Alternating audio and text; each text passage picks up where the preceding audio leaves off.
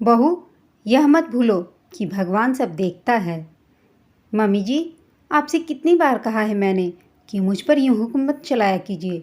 अगर रसोई में आपको कोई काम दिख रहा है तो खुद क्यों नहीं कर देती? प्रिया बहू कहकर बार बार क्यों मुझे पुकारती रहती हैं? एक बात याद रखिए मम्मी जी, मैं आपकी नौकरानी नहीं हूँ जो आपके इशारों पर नाचती रहूँ, समझी? गुस्से में प्रिया बोली। सास दमयंती जी बोली, बहू, मैं तो बस इतना कह रही थी कि मैं तो आज सुबह भी घर का सारा काम करके कीर्तन में गई थी, मगर 3 घंटे बाद आकर देख रही हूँ तो रसोई वैसे ही बिखरी पड़ी हुई है। तुमने खाना खाया, उन बर्तनों को भी वैसे ही सिंक में छोड़ दिया। तुम सुबह सोकर ही 10 बजे उठती हो, उसके पहले मैं नाश्ता बना देती हूँ, दाल चावल बना देती हूँ, सब्जी काट देती हूँ, आटा भी गूँथ देती हूँ। तुम सिर्फ उठकर अपने लिए चाय बनाती हो। आज मुझे कीर्तन में जाना था, उसमें भी मैंने आकर देखा तो मैं सब कुछ साफ करके गई थी। फिर रसोई इतनी गंदी कैसे पड़ी है? बस यही कहने के लिए तुम्हें आवाज़ दी, मगर उल्टा तुम मुझ पर ही भड़क रही हो। प्रिया बोली, मामी जी, मुझसे यह घर का काम वाम नहीं होता। आपको इतनी ही दिक्कत है तो जाकर कहीं और रहिए, यूँ बार बार मुझसे मत कहिए। वैसे भी मुझे आपकी कोई ज़रूरत नहीं। उतने में ऑफिस से संजू आ गया। पति संजू को देखते ही प्रिया के तेवर ही बदल गए। प्रिया बोली, संजू, आज आप जल्दी आ गए। आप और मम्मी जी बैठिए, मैं अभी आप दोनों के लिए चाय बना देती हूँ। प्रिया ऐसा पहली बार नहीं करती। वह पति संजू के सामने यही दिखाती कि वही घर का सारा काम करती है। संजू भी तो हमेशा प्रिया के ही गुण गाता, इसलिए दमयंती जी चुप ही रहती थी। वे कभी अपने बेटे संजू को नहीं बताती थी कि प्रिया उसके ऑफिस जाने के बाद सास दमयंती जी के साथ कैसा व्यवहार करती है। संजू और प्रिया की लव मैरिज थी। दमयंती जी इस शादी के लिए पहले तो तैयार नहीं थी, मगर बाद में बेटे की जिद के आगे घुटने टेक दिए थे उन्होंने। संजू ने प्रिया से पहले ही कह दिया था कि उसकी माँ को एक संस्कारी बहू चाहिए, इसलिए प्रिया ने भी शुरुआती दिनों में तो खूब संस्कारी होने का दिखावा किया। मगर वह कहते हैं ना कि कुत्ते के पूंछ हमेशा टेढ़ी ही होती है। धीरे धीरे उसने सास दमयंती जी को अपना असली रंग दिखाना शुरू कर दिया, मगर प्रिया अभी भी गिरगिट की तरह रंग बदल देती थी। पति संजू माँ की बहुत इज्जत करता था। यह बात प्रिया भली भांति जानती थी, इसलिए संजू के सामने यही बताती कि वह घर और सासू माँ का खूब अच्छे से ध्यान रखती है। रात को अपने कमरे में आते ही प्रिया संजू से बोली, आज तो मैं बहुत थक गई हूँ संजू, पूरे दिन घर का काम करना पड़ता है। तुम्हारी माँ तो रोज़ भजन कीर्तन में चली जाती हैं और पीछे से मैं ही घर का सारा काम करती हूँ। देखो ना, फिर भी कभी उफ तक नहीं करती। संजू बोला, मुझे नाज है तुम पर प्रिया कि तुम मेरे घर को और मेरी माँ को इतना अच्छा से संभालती हो, वरना ना जाने आजकल की लड़कियों का क्या हो गया है। सास ससुर की सेवा तो दूर की बात है, घर का एक काम भी नहीं करती। मेरा दोस्त राकेश तो बेचारा शादी करके फंस गया, कह रहा था कि उसकी पत्नी उसकी माँ को बहुत त्रास देती है। राकेश का भी इतना ही कहना नहीं मानती, सीधे मुंह किसी से बात भी नहीं करती, सुबह 10 बजे से पहले सोकर उठती नहीं। प्रिया मन ही मन मुस्कुरा उठी, क्योंकि वह भी तो सिर्फ संजू को दिखाने सुबह 10 संजू के साथ 8 बजे उठ जाती थी और संजू के ऑफिस जाते ही फिर से सो जाती। संजू 8:30 बजे ऑफिस के लिए निकल जाता। जैसे ही संजू ऑफिस गया कि प्रिया सो जाती और सीधे 10 बजे उठती। दमयंती जी संजू का सुबह नाश्ता, चाय और टिफिन सब तैयार रखती। प्रिया बना बनाया हुआ नाश्ता और चाय अपने पति को हर सुबह यूं प्यार से देती जैसे मानो कि उसने ही सब कुछ बनाया हो। संजू तो सुबह उठ के ऑफिस जाने के लिए नहाना, तैयार होना जैसे अपने ही कामों में लगा रहता, इसलिए उसे कहाँ पता होता था कि खाना किसने बनाया या नाश्ता किसने बनाया। हाँ, संजू अपनी माँ को हमेशा शुक्रिया जरूर करता और कहता, माँ, आप सुबह इतनी जल्दी क्यों उठ जाती हैं और रसोई में क्यों इतना काम करती हो? दमयंती जी कहती, बेटा, काम करने से कोई घिस थोड़े जाता है, बल्कि इंसान को हमेशा काम करते रहना चाहिए, इससे उसका शरीर सलामत रहता है, वरना एक बार काम करना छोड़ा तो फिर शरीर भी साथ नहीं देता है। संजू जब भी दमयंती जी द्वारा बनाए खाने की तारीफ करता, प्रिया जल भुन जाती। प्रिया सास दमयंती जी के साथ रहना ही नहीं चाहती थी, मगर पति संजू माँ पर जान न्यौछावर करता था, इसलिए वह भी संजू के सामने उसकी माँ को अच्छा रखने का नाटक करती। सास दमयंती जी सब समझती थी, मगर घर में बेटी बहू के बीच झगड़ा करवाना नहीं चाहती थी और इसी बात का फ़ायदा उठाती थी प्रिया। एक दिन प्रिया ने सभी को अपनी माँ बनने की खुशखबरी दी। पूरा परिवार खुश था यह सुनकर। अब तो सास दमयंती जी का काम और भी बढ़ गया था क्योंकि प्रिया ज़्यादातर आराम करती। सास दमयंती जी के इतना काम करने के बावजूद भी प्रिया उनसे खुश नहीं थी। उसे दमयंती जी एक आंख नहीं सुहाती थी। संजू भी अब प्रिया की खूब सेवा करता और उसे हर पल आराम करने को कहता ताकि पेट में पल रहे बच्चे को कोई दिक्कत ना हो।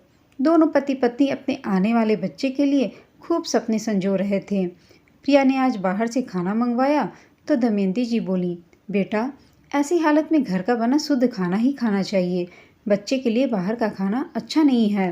प्रिया बोली, मम्मी जी आप तो चुप ही रहिए, मेरे और मेरे बच्चे के लिए क्या अच्छा है मुझे पता है, आप चुपचाप अपना काम कीजिए। दमयंती जी बोली, बेटा कभी हम बूढ़ों की बात भी सुन लिया करो, हमारा तजुर्बा कभी गलत नहीं होता।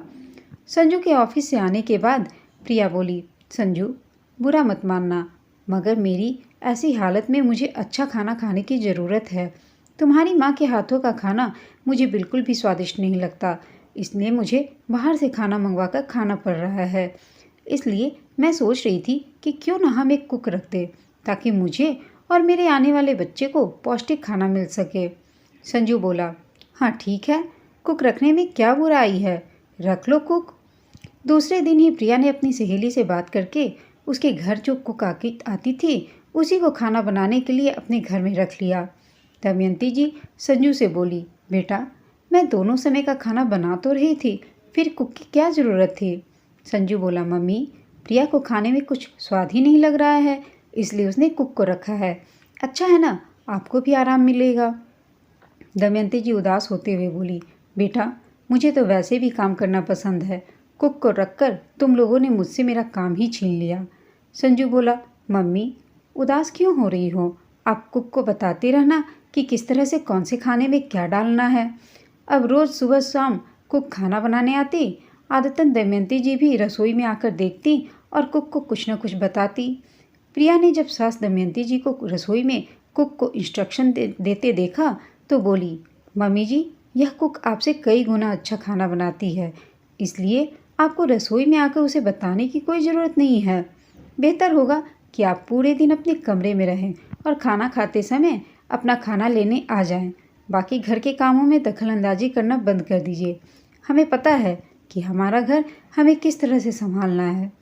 कुक के सामने दमयंती जी अपनी इतनी बेइज्जती देख उन्हें अच्छा नहीं लगा। वे रसोई से निकल रही थी कि प्रिया बोली, सुबह सुबह इस बुढ़िया का चेहरा देखती हूँ तो पूरा दिन खराब हो जाता है। दमयंती जी अपने कमरे में आकर रो पड़ी।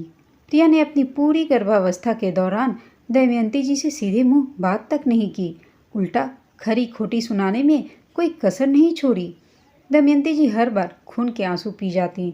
संजू भी अब ज़्यादातर प्रिया का ही साथ देने लगा था। उसे लगने लगा था कि उसकी मम्मी का दिमाग बुढ़ापे की वजह से सठियाने लगा है। उसकी एक वजह यह भी थी कि प्रिया का हर बार संजू के दिमाग में दमयंती जी के खिलाफ बातें भरना। संजू भी दमयंती जी को बात बात में झिड़कने लगा था। अब दमयंती जी अपने आप को बिल्कुल अकेले समझने लगी थीं। प्रिया ने एक प्यारे से बेटे को जन्म दिया। अब तो प्रिया रात दिन अपने बेटे के लाड़ दुलार में व्यस्त रहने लगी थी। दमयंती जी थोड़े बहुत अपने पोते को खिलाने आती तो प्रिया उन्हें अपने बेटे के पास भी नहीं आने देती। प्रिया ने बड़े प्यार से अपने बेटे का नाम सोनू रखा। एक दिन सोनू खेल रहा था, दमयंती जी उसे उठाने गई तो प्रिया चिल्लाकर बोली, आपने हाथ धोए थे, आपको शायद पता नहीं कि इन हाथों में कितने कीटाणु होते हैं। दमयंती जी बोली, बहू मैंने हाथ धोए हुए हैं, इसलिए ही तो सोनू को उठा रही थी। प्रिया आप वापस मेरे सामने हाथ धोकर आइए, फिर ही आप सोनू को उठा सकती हैं। दमयंती जी प्रिया का यह असामान्य व्यवहार झेलते झेलते तंग आ चुकी थीं। अब तो संजू भी उनसे सीधे मुंह बात नहीं करता। दमयंती जी बोली, बहू यह मत भूलो कि भगवान सब देखता है। आज तुम मेरे साथ जो कर रही हो ना, कल के दिन तुम्हारे साथ भी यही सब होगा। प्रिया हंसने लगी और बोली, मम्मी जी आप मेरे बारे में इतना मत सोचिए, हो सके तो मुझे शांति से जीने दीजिए। दमयंती जी अपने कमरे में पड़ी रही, मेरे बेटे को छूने की कोशिश भी मत करिए। दमयंती जी अब अपने कमरे से ज़्यादा नहीं निकलती थीं, क्योंकि वो जानती थीं कि रोज़ रोज़ के तानों से बेहतर है कि वे भी अब अपने कमरे तक ही सीमित रहें। वे जान चुकी थी कि अब घर में किसी को उनकी ज़रूरत नहीं है। धीरे धीरे सोनू बड़ा होते जा रहा था। बहुत बार वह अपनी दादी माँ के कमरे में चला जाता और उनसे बातें करने लगता, मगर प्रिया उन्हें डांट डपट कर वापस कमरे से खींचकर ले आती और कहती कि तुम सिर्फ मेरे बेटे हो, उस बुढ़िया के पास जाने की तुम्हें कोई ज़रूरत नहीं है। अकेले कमरे में दमयंती जी का भी दम घुटने लगा था। गांव में से बार बार बुलावा आने के कारण दमयंती जी को गांव जाना ही उचित लगा। संजू और प्रिया ने दमयंती जी को भी रोकने की कोशिश नहीं की। संजू को भी अपनी पत्नी की बातें ही सही लगती थीं, इसलिए वह भी अपनी माँ से एक शब्द न बोला। दमयंती जी ने सोनू को प्यार करना चाहा, मगर उन्हें प्रिया की बातें याद आ गई और वह गांव के लिए रवाना हो गई। प्रिया उनके जाने के बाद बोली, अच्छा हुआ बला टली। अब संजू और प्रिया सोनू के साथ मज़े में रहने लगे और वहाँ गांव में दमयंती जी अपने पुराने से मकान में जाकर बस गईं। शहर से न कभी संजू और प्रिया उन्हें फ़ोन करते और ना ही कभी दमयंती जी बेटे बहू को फ़ोन लगाती। दमयंती जी ने इस उम्र में भी आम का अचार बनाना शुरू किया और उसे बेचना शुरू किया ताकि वे अपने खाने के पैसे निकाल सके, क्योंकि बेटे बहू ने तो हाथ में ज़्यादा पैसे तक नहीं दिए थे। दिन महीने साल गुजरते गए। वहाँ सोनू जवान हो चला था, उसकी शादी की उम्र भी हो गई थी। अपनी दादी के कमरे को यूँ खाली पड़ा देख उसे बचपन की यादें जब जहन में आती तो वह अपनी मम्मी प्रिया से पूछता, मम्मी यह जो खाली कमरा है जहाँ दादी रहती थी वे अब कहाँ हैं? अब वे क्यों नहीं आती? मुझे प्यार क्यों नहीं करती? प्रिया कहती, बेटा तुम्हारी दादी ने मुझ पर बहुत अत्याचार किया, हमेशा आराम करती रहती और मुझसे घर का सारा काम करवाती। तुम्हें याद नहीं कैसे इस कमरे से बाहर तक नहीं आती थी और मैं दिन भर रसोई में खटती रहती। इसलिए मैं चाहती हूँ कि तुम आइंदा से कभी इस घर में उनका नाम ना लो। सोनू बोला, मम्मी जिस औरत ने मेरी माँ को परेशान किया हो उस औरत से मेरा कोई वास्ता नहीं। इस तरह प्रिया ने भी सोनू को अपने वश में कर लिया था। सोनू ने भी दादी के बारे में पूछना बंद कर दिया। दमयंती जी गांव में सोचती रहती कि अब तो पोता सोनू बड़ा हो गया होगा, काश मैं कभी अपने पोता सोनू से मिल पाती। दमयंती जी भी बेटे बहू के पैसों की मोहताज नहीं रही थी। वे आत्मनिर्भर तो बन चुकी थीं, साथ ही साथ बेटे बहू को कभी याद भी नहीं करती। प्रिया सोनू के लिए लड़की देखने लगी। तभी किसी परिवार के रिश्तेदार ने लड़की रोमा का रिश्ता सुझाया। रोमा की तस्वीर प्रिया ने देखा तो घर में सभी को लड़की तुरंत पसंद आ गई। रोमा गांव की थी, मगर पढ़ी लिखी और बहुत होशियार थी। सोनू और रोमा के घर वालों ने मिलकर रिश्ता पक्का कर दिया और थोड़े ही समय बाद रोमा घर की बहू बनकर आ गई। अकस्मात एक दिन अटैक के कारण संजू की मृत्यु हो गई और प्रिया टूटकर बिखर गई। प्रिया को रोमा ने उन दिनों खूब संभाला, जिससे प्रिया में वापस जिंदा रहने की शक्ति आई, वरना वह तो टूट ही गई थी। धीरे धीरे सब नॉर्मल होने लगा। रोमा भी सोनू की तरह नौकरी पर जाने लगी और दोनों की गृहस्थी चलने लगी। थोड़े महीने गाड़ी पटरी पर चली, मगर एक रोज जब रोमा घर पहुंची तो उसने देखा कि खाना बनाया हुआ नहीं है। तो वह गुस्से में अपनी सास प्रिया से बोली, माँ जी मैं थक कर ऑफिस से आती हूँ, आप पूरा दिन घर में अकेले क्या करती हैं? आज खाना क्यों नहीं बनाया आपने? प्रिया बोली, बहू आज कुछ तबीयत ठीक नहीं थी।